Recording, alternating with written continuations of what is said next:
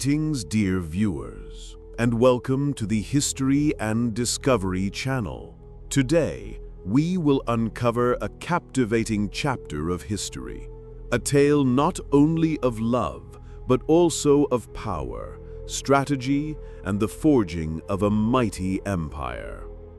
This is the story of the fateful marriage that laid the foundation for the rise of the Habsburg dynasty, transforming them from a relatively modest noble family into one of the most powerful forces in Europe, an empire where the sun never set.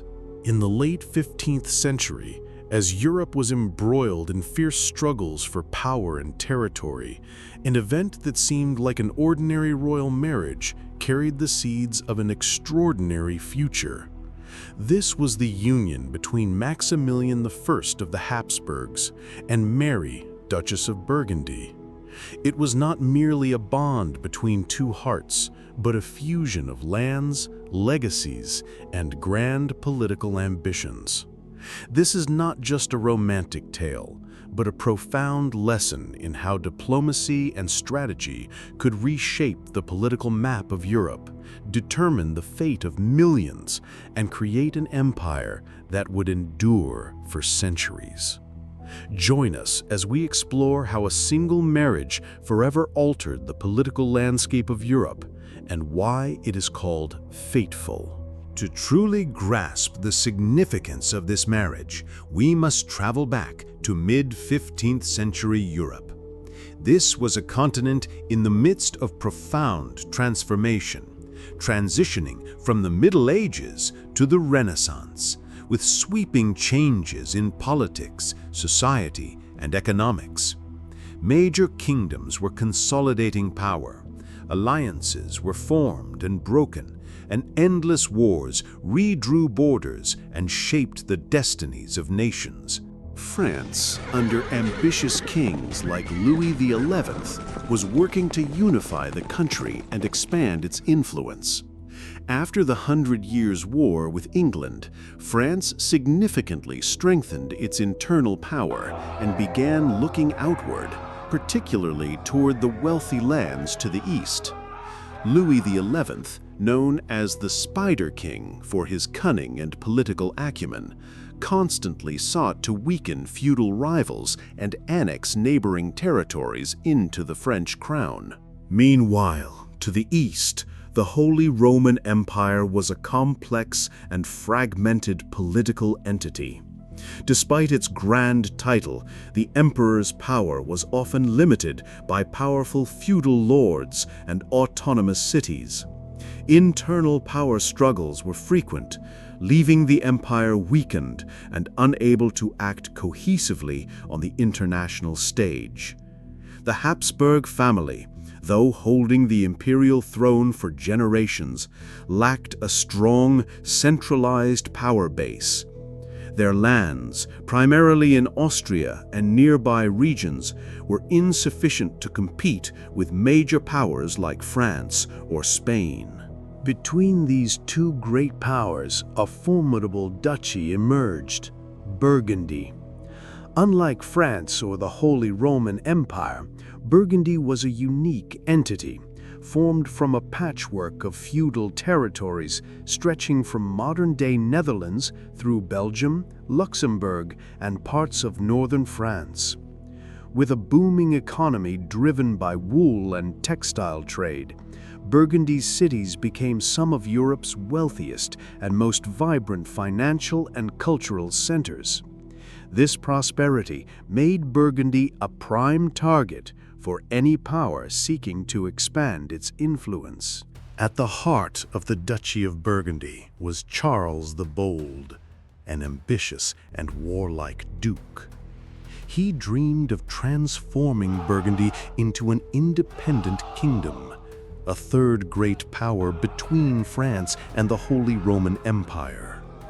To achieve this, Charles relentlessly expanded his territories through conquests and acquisitions, building a formidable army and an efficient administration.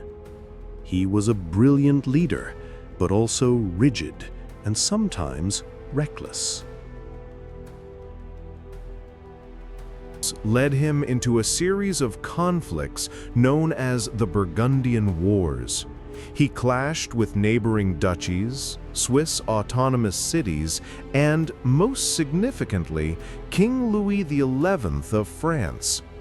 Louis XI, with his cunning and patience, skillfully provoked Charles's enemies, creating a web of alliances against Burgundy. He understood that the best way to weaken Charles was not through direct confrontation, but via proxy wars and political isolation.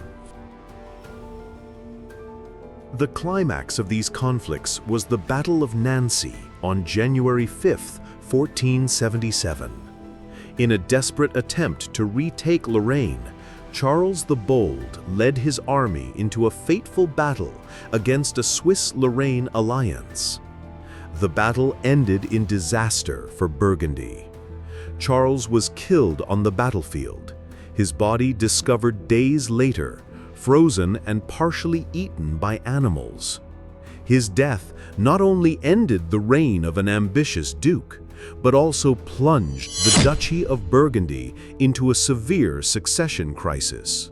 With Charles the Bold's death, his only child, Mary, became the sole heir to a crumbling empire. At just 20 years old, Mary faced an incredibly precarious situation. Burgundy's lands were threatened from all sides.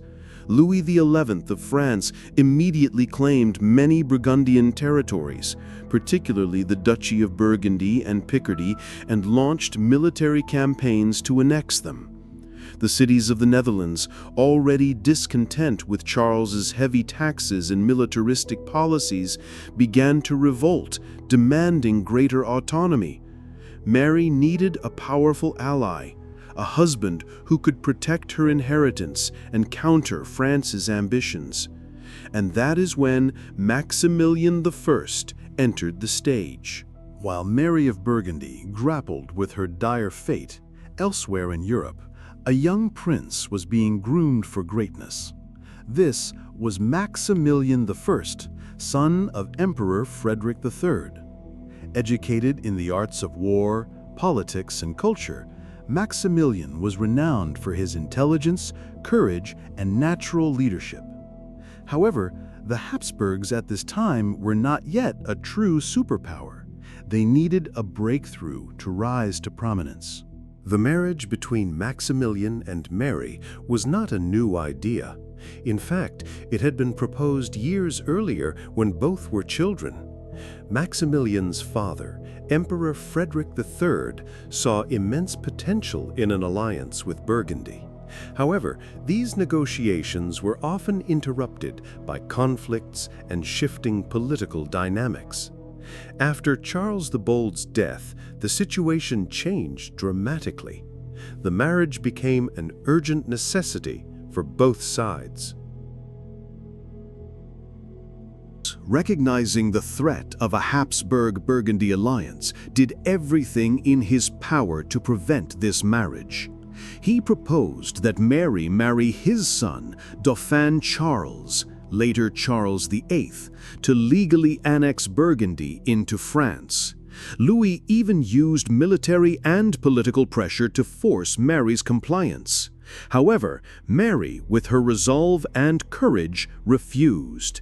She understood that marrying the French Dauphin would mean surrendering Burgundy's autonomy and becoming a pawn in Louis XI's hands. In this critical moment, Mary sent a desperate letter to Maximilian, pleading for his aid. Maximilian, with swift decisiveness, marched to Ghent, where Mary awaited. Their marriage took place on August 19, 1477, in a grand yet deeply political ceremony.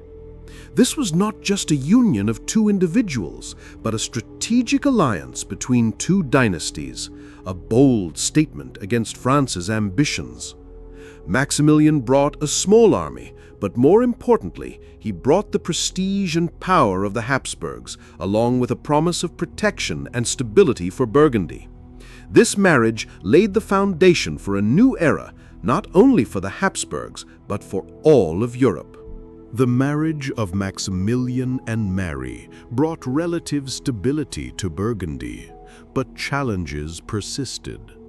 Louis XI of France did not abandon his ambitions. He continued military campaigns to seize Burgundian territories, particularly Artois and Franche-Comté. With the support of Flemish cities, Maximilian fought tirelessly to defend his wife's inheritance. He proved himself a skilled military leader, securing key victories, but the war was prolonged and costly. Beyond the threat from France, Maximilian faced internal revolts in the Netherlands. The Flemish cities, with their strong tradition of autonomy, were reluctant to accept rule by a foreign prince. They capitalized on the weakened central authority after Charles the Bold's death to demand greater privileges. The height of these rebellions came in 1488, when Maximilian was imprisoned by the citizens of Bruges. This event underscored the fragility of Habsburg power in their newly acquired lands, and the challenges Maximilian faced in unifying such diverse territories. The greatest tragedy struck in 1482. Mary of Burgundy, Maximilian's beloved wife and the key to his vast inheritance, died at age 25 in a riding accident. Her death was a profound personal and political blow to Maximilian. With Mary gone, the succession of their son, Philip, became more complicated, and Maximilian's position in Burgundy was weakened.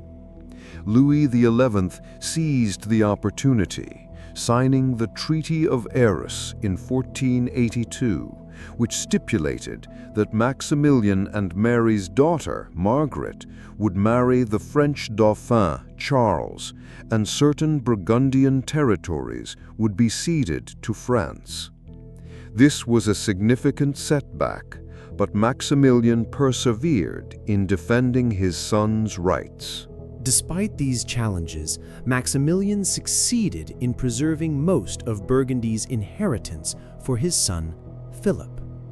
He served as regent during Philip's childhood and adolescence, consolidating Habsburg power in the Netherlands and preparing Philip to take over. Philip, known as Philip the Handsome, grew into a promising heir, carrying the blood of both Habsburg and Burgundy. It was Philip who would take the next critical step in the Habsburg marriage strategy, elevating the dynasty to new heights. If the marriage of Maximilian and Mary was the foundation, the union of their son, Philip I, with Joanna of Castile was the leap that propelled the Habsburgs to unprecedented power. Joanna was the daughter of two of Spain's greatest monarchs, Queen Isabella I of Castile and King Ferdinand II of Aragon. Their marriage had unified Spain, and they had funded Christopher Columbus's voyages, ushering in the age of exploration in the New World. Initially, Joanna was not the direct heir to the Spanish throne, as she had an older brother and sister. However, fate intervened in a remarkable way. Her brother, Juan, Prince of Asturias, died young in 1497. Her sister, Isabella, Queen of Portugal, died in 1498, and her son did not survive long. Through this series of unexpected deaths, Joanna became the sole heir to both Castile and Aragon, and thus to the unified Kingdom of Spain, its vast colonies in the New World, and territories in Italy. And Joanna took place in 1496 as part of a strategic alliance between the Habsburgs and Spain to isolate France. Though a political marriage, their relationship was complex, marked by passion and tragedy. Joanna, later known as Joanna the Mad due to mental health struggles, was deeply in love with Philip, who was notoriously unfaithful. Despite personal turmoil, their marriage produced a son who would become one of Europe's most powerful rulers, Charles V. With Charles's birth, the Habsburgs inherited an immense legacy. From his grandfather Maximilian I, Charles inherited the Habsburg lands in Austria, the Holy Roman Empire, and the Burgundian inheritance from his grandmother Mary. From his mother Joanna, he inherited the entire kingdom of Spain, including Castile, Aragon, Naples, Sicily, and, crucially, the vast colonies in the New World and territories in Italy. This unprecedented combination of power laid the foundation for an empire that would reshape global politics. Born in 1500, Charles V embodied the genius of the Habsburg marriage strategy. He inherited an empire unlike any in European history. From his grandfather Maximilian I, he led the Habsburgs, controlling Austria, Habsburg lands in the Holy Roman Empire, and the Burgundian inheritance. From his mother Joanna, he was King of Spain, encompassing Castile, Aragon, Naples, Sicily, and a vast colonial empire in the New World, bringing immense wealth, particularly gold and silver. Charles V's empire was so vast that it was said, "The sun never sets on his domains." It was a diverse empire of cultures, languages, and religions, stretching from bustling trade cities in the Netherlands to vast agricultural lands in Spain and newly discovered territories in the Americas. However, governing such a vast and diverse empire was no easy task. Charles V faced countless challenges throughout his reign. The greatest challenge came from France. King Francis I, a formidable rival, sought to break the Habsburg encirclement and reclaim territories France considered its own, particularly in Italy and Burgundy. The two kings fought prolonged wars, draining resources and lives. Additionally, Charles faced threats from the expanding Ottoman Empire under Suleiman the Magnificent, who advanced deep into Europe, threatening Vienna. The war against the Ottomans was a significant military and financial burden. Charles also faced a severe internal crisis, the Protestant Reformation. The rise of Martin Luther and the spread of Protestantism in Germany threatened the religious and political unity of the Holy Roman Empire. As a defender of the Catholic faith, Charles V tried to suppress the movement but failed. The religious wars further weakened the emperor's authority and divided the empire. The burden of ruling such a vast empire and facing countless challenges exhausted Charles V. In 1556, he made an unprecedented decision. He abdicated. He divided his empire into two main branches. His brother, Ferdinand I, inherited the Habsburg lands in Austria and became Holy Roman Emperor. His son, Philip II, inherited Spain, the Netherlands, territories in Italy, and the colonial empire in the New World. This division marked the end of a unified Habsburg Empire under one ruler, but also the beginning of two powerful Habsburg branches that would shape European history for centuries to come. The story of the Habsburgs' rise through strategic marriages did not end with Charles V. The motto, Bella gerant alii, tu felix Austria nube, let others wage war, but you, fortunate Austria, marry, became the guiding principle of Habsburg foreign policy for centuries. This strategy allowed them to expand their influence and maintain power without constantly engaging in costly wars. However, this policy had its downsides. To preserve power and legacy within the family, the Habsburgs frequently practiced inbreeding. This led to severe health issues in later generations, notably the Habsburg jaw and other genetic disorders, contributing to the dynasty's gradual biological decline and the eventual end of some branches. Nevertheless, the Habsburgs' marriage policy undeniably granted them a unique position in European history. They built a vast, diverse empire with profound influence on the continent's politics, culture, and society. From a fateful marriage in Ghent in 1477, a great empire was born, leaving a lasting legacy still visible today. Maximilian I and Mary of Burgundy is a testament to the power of diplomacy and strategic marriage in history. It was not merely a personal event, but a monumental turning point that reshaped Europe's political map and elevated the Habsburgs to the pinnacle of power. From a relatively modest dynasty, they became masters of a vast empire, a legacy that endured for centuries. The story of Maximilian and Mary is not just a historical lesson, but a reminder of how seemingly small decisions can have monumental impacts, altering the course of time and shaping the fate of an entire continent. It shows that sometimes a pen and a marriage contract can be mightier than an army. The Habsburg legacy, built on strategic marriages, continues to resonate today, reminding us of the complexity and surprises of history.